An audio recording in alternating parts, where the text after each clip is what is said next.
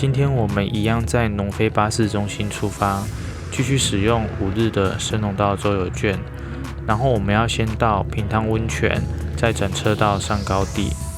对了，这一段的巴士是不需要预约的，但如果遇到假日，要记得尽早来排队哦。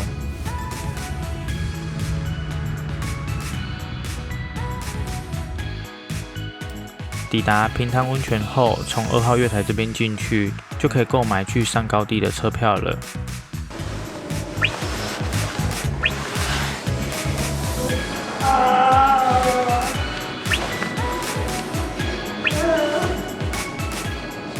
那售票中心的隔壁呢，就是这边的土产店。这只红奶就跟你那天买的那个同一个牌子的啊。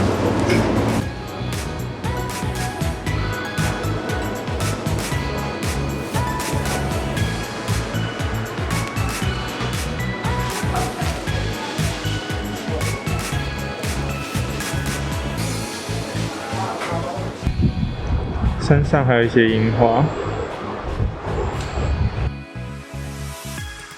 因为周游券不包含前往上高地的巴士，所以这一段的车票要另外购买。通常会直接购买往返的车票，所以回程的一定要先收好哦。我们在大正子下车了，往这边走，沿着河畔。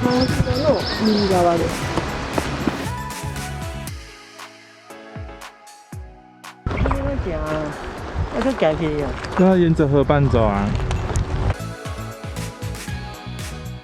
上高地的日文读音为 Kamigoji， 是源自于最上游的穗高神社祭祀神明降临此地的故事，所以又被日本人称为神的故乡。我这次走的行程是大正池到河童桥这一段，比较适合一日游，想要轻松慢走的旅客。大正池是由1915年烧月火山喷发的泥石堵住了直川而形成的天然大坝，水中的枯木就是这边的著名景点，所以烧月是上高地形成很重要的角色之一。目前烧月还是活火山哦，运气好的话还可以看见烟雾从山顶缓缓冒出的样子。那这边就是说是神明住的地方，就是仙境哦。这边保护得很自然，它进来都要交通管制，因为今天天气比较不好，所以你比较拍不出很好看的照片。很多只哎，不止这只，哇！太胖了。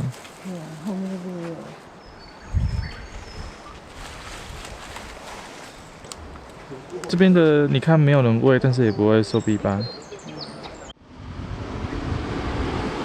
它这个步道的两旁都是像湿地这样子，里面的那个生物很多，有鱼啊，然后有鸭子、猴子，生态链很完整。这个大正池过后呢，就是烧月这一座山，这边很宁静啊，所以才被称为神明住的地方。这个水都是清澈的。大正池过后，来到烧月这边的路都是石头路，走路要小心啊，蛮容易跌倒的。这石头都是土石流留下来的。这边有黑熊出没，所以很多旅客都会挂铃铛。沿路好像都没有厕所，所以一开始大正池下车之后就要先去上。他们的步道就是会整理得干干净净的。这里的海拔1500公尺，这边很多这种很疗愈的小溪耶。我们往前走，先来去右手边的田代池。他说这个池就是山上的那个雪融化以后，它的水流下来了。然后他说，因为这边的土壤下面都是黏土，因为黏土不会渗水，所以它就会把堆积物都一直堆在这边，堆到后面它就变成积成一个湖泊这样子。对，这个下面都是黏土。如果是这个沙土的话，它就它就会水就渗下去，它就不会有这个湖了。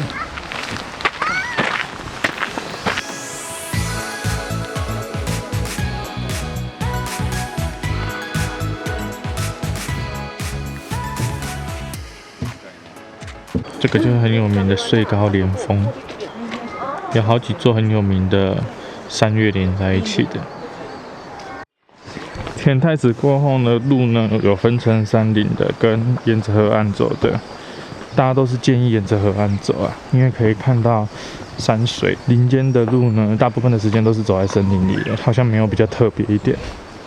那他们都会走到同一个汇合处啊。那如果有往返的人，当然两边都可以走走看。啊，天气终于放晴一点，有一点太阳。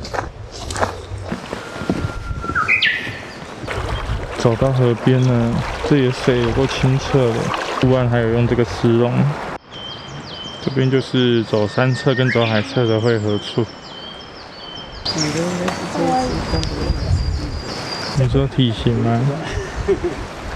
因为我们刚刚看也都是一对的，他们沿路吃这边的水都是很清澈，都没有污染，只是我找不到鱼。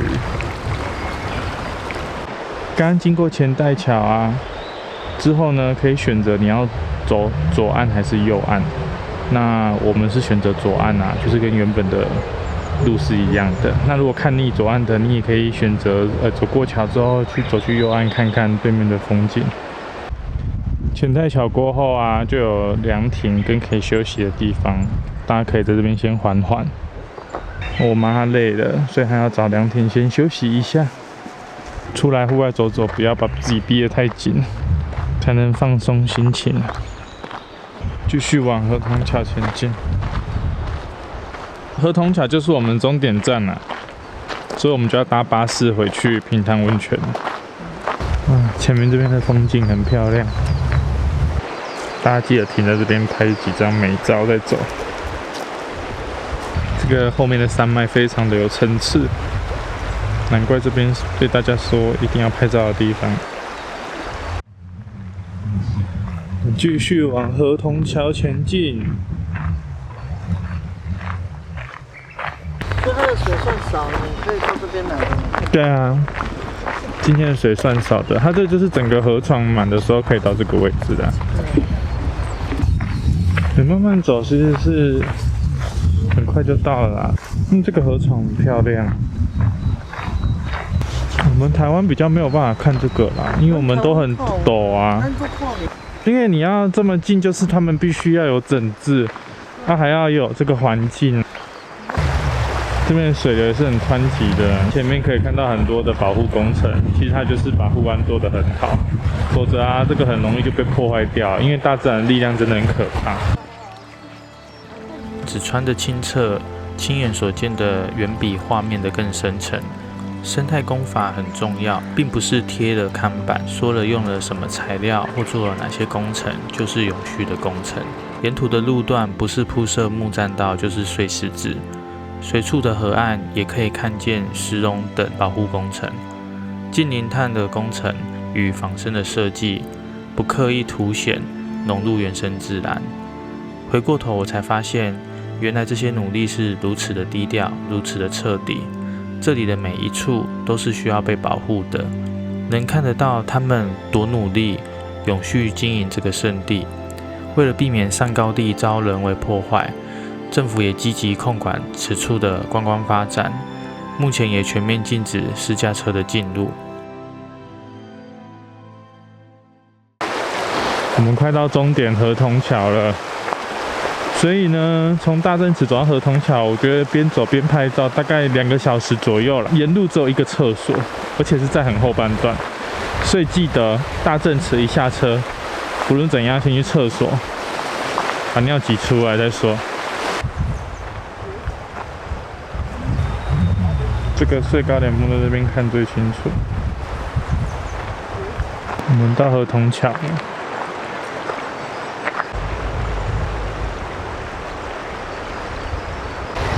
这边河边有人在戏水，想玩水的也可以下来玩一下。那我们上高地的终点就是到这边，河童桥还可以再往上啊，是进阶行程。如果全部都要玩到完，可能是要2天的时间，所以我们打算先玩到这边就好。河童桥以上的明神池啊那些的，我们就等到下一次来的时候再过去看看呢。来上高地啊，唯一可以吃饭的地方就是河童桥旁边的这个商店街。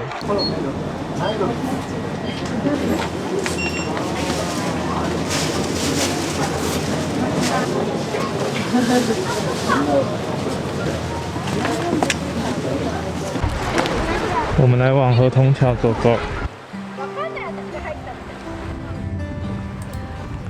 河童桥的名称由来有2种说法，第一个是据说从前这边有河童居住，第二个是从前这边没有桥的时候，渡河的人会把衣服放在头上，远远看就像河童一样。但是不管哪一个是真的，后来河童桥被芥川龙之介的小说《河童》作为原型，因此这边就变得很有名气。听说河童其实长得很丑，以前专门躲在河里吓跑小孩，避免他们接近河川发生危险。也有人说河童喜欢吃小孩，专门躲在河里捕抓来戏水的小孩。但无论是哪一种说法，在这里大人小孩都在河边玩得很开心呢。我想应该是这里真的很像仙境。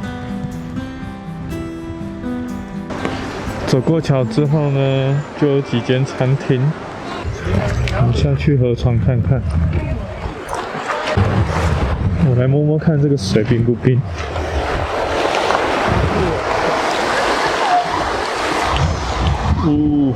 大概5度吧。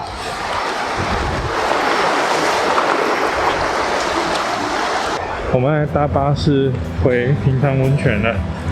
好，上高地就这样子再见了，值得一来的地点。我相信我会再来第2次的，因为我真的很喜欢这种可以在大自然放松的感觉，欣赏这种大自然的美景，心情就可以很容易沉淀。河童桥往下走大概5分钟就可以到巴士站了。搭巴士的地方就在这里。它这边的柱子跟墙都是用这边的砾石去做的。那我们来搭车回去了。